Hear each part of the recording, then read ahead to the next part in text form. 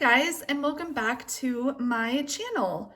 This video is going to be about books that I read in January. There's quite a few of them. I'll put a picture up here too so you guys can see the covers. There will be no spoilers, so you don't have to worry about that. And then I'll talk a little bit about my plan for the next couple months about what I'm reading. So let's get started. So the first two books that I read were from the Gods and Monsters series by Amber V. Nicole. The first one is The Book of Azrael, and the second is The Throne of Broken Gods. I had originally given these 3.5 stars, but you know, sometimes like you have to like sit on the book a little bit, and the more I thought about it, and I actually really love these, so I bumped that up to 4 stars for both of them. Both of them, I felt the only reason I didn't like it is I felt they were kind of slow at the beginning and a little bit repetitive, especially the second one. But I love the storylines. Some of the quotes were amazing. You know, the main male character and the main female character, love them. So yeah, I did give those 4 stars each. She has a third one coming out in May. She just announced it. So I'm really excited for that, already pre-ordered. The next book that I read is a cozy mystery. It's called Stalking Around the Christmas Tree. It's number 4 in the Christmas Tree Farm mystery by Jacqueline Frost. These center around Christmas, so each book, they're all in December of like the following year, you know? And I felt like this was close enough to Christmas. I just wanted to finish the series. These are really cute, typical cozy mystery, romance. There's no, you know, there's no sex, no gore, nothing like that. It's a really good palate cleanser if you're reading heavy things. Like cozy mysteries are a good book to read like in between other books. The next one I read is The Cruel Prince by Holly Black. I'm sure many of you have read it in the Folk of the Air series. I didn't like this. I wanted to like it a lot. I thought it was a lot of bullying. Jude is such a badass, but she's just, I really liked her, and like, I feel like Cardan seemed really hot. I've looked up fan art, but I just couldn't get into it. It was like way less enemies to lovers and just like all enemies. And I know things change in later books. I did spoil the rest of the books for me because I don't think I'm gonna read the rest. Just didn't love it. Next, I did a buddy read with Ginny at My Minimal Planner. We read the second in the Letters of Enchantment by Rebecca Ross called Ruthless Vows. I loved this so much. I'm not normally a young adult like book lover because, you know, I've read like dark romance and all that. But I really like this. The story is amazing. The characters have such growth. It was the right amount of adventure, love, and magic and divinity. And I thought the main female character, Iris, grew so much in this book. I did end up giving it a 4.5 out of 5, just because I missed like the main male character. I missed his cocky, arrogant attitude a little bit, but the next was my first audiobook. Me and my friends have a little mini book club, and this book was picked. It was like a 7-week wait at the library. So I did my first audiobook. I don't think audiobooks are for me. I can't focus on them. And then like if I'm doing something, I have to like go back. I don't know. It's called Whistling Past the Graveyard by Susan Crandall. I absolutely hated this. It's depressing. It is historical. And the story is fictional. Things that happen aren't fictional. It's set in the South in 1963, I believe. So, you know, things are happening back then. And I didn't like it. The only things I did like were this quote: "I had to hold on to the mad so the sad wouldn't drown me." I really liked that quote. And the title of the book, Whistling Past the Graveyard, means that you're keeping your mind off your worst fears. So you're whistling past the graveyard, which I really liked. Other than that, didn't like anything about it. The next one is another top read also, Powerless by Lauren Roberts. This is also classified as a young adult. Some people don't like it because they basically say it's a copy of the Hunger Games, which I did give it 4.5 out of 5 just because of that. It also is very reminiscent of the Prison Healer series, but I friggin' loved it. It did bring me back to my Hunger Games days. And I love the main characters. Can't wait for Reckless. I already pre-ordered Reckless, and then she has a novella coming out called Powerful about one of the side characters. So can't wait for that. Next is The Fake Mate by Lana Ferguson. This is like a shifter romance. I don't know what you call it. I liked it. It was cute. Romance, wolves. So, I gave it 3 stars. It was good.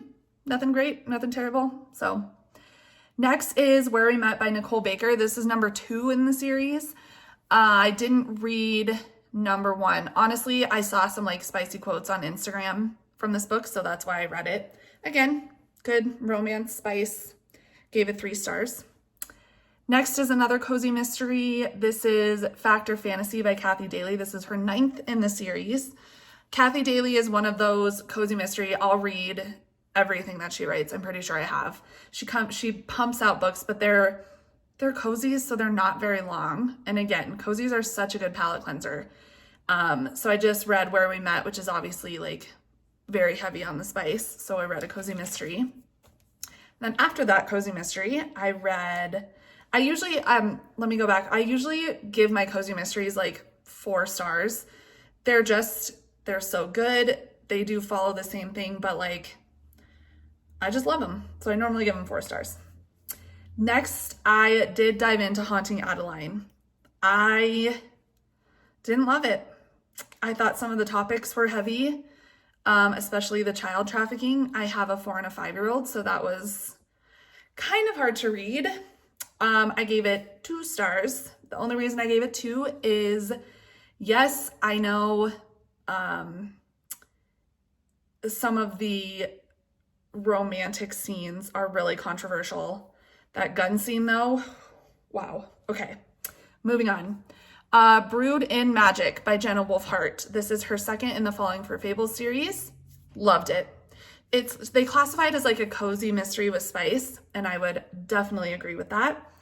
I gave it 4 stars. I thought it could use a little more spice, and this is gonna sound kind of weird, but I thought it was less cozy than the first one, but also more at the same time. I don't really know how to describe that. That's just how I feel.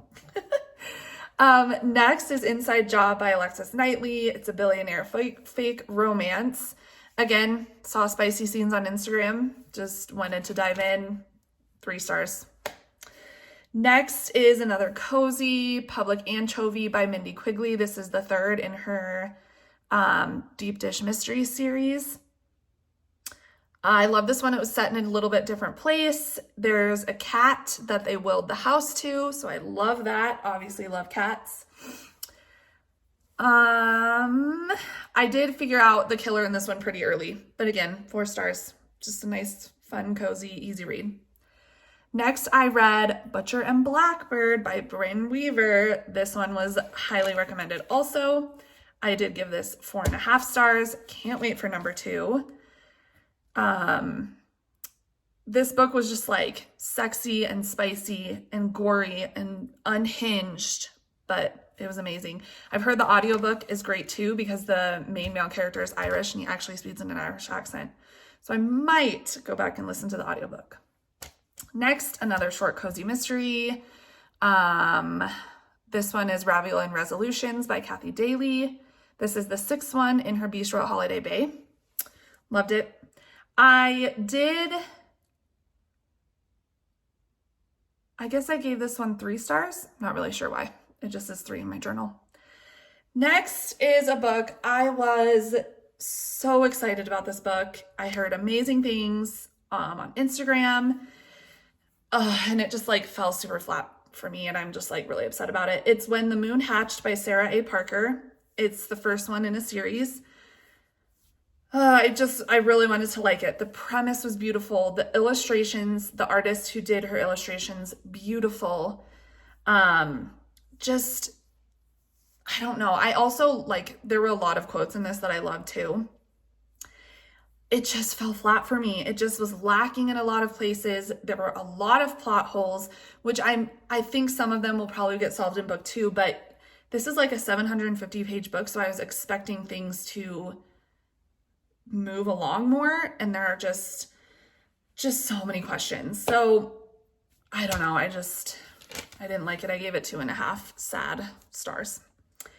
Next, another cozy, A Staged Corpse by Erin Scott. This is the 12th in her Stony Brook mystery. It was sweet and short, and I didn't figure the murder out, so it got 4 stars. Last is a monster romance book, Whispers of the Deep by Emma Hamm. This one was good. Again, I really liked how the 2 characters came together and how they loved each other despite the odds against them. So I gave it 3 stars. So this is the book where the intro is really hilarious. Are some cuss words coming up. So she writes in the beginning, please suspend your disbelief for this monster fucker book. It's a book about fucking mermen. Let's not get into a scientific conversation about whether the bends would happen or if she could die doing half the stuff that she does. I thought that was so hilarious. Like, yeah, you're reading a monster romance book about a human and like a merman kind of thing. Like, you're not reading it for scientific purposes. You're not like, oh, that could never happen. Like, I thought that was so funny. So I had to highlight it because I loved it.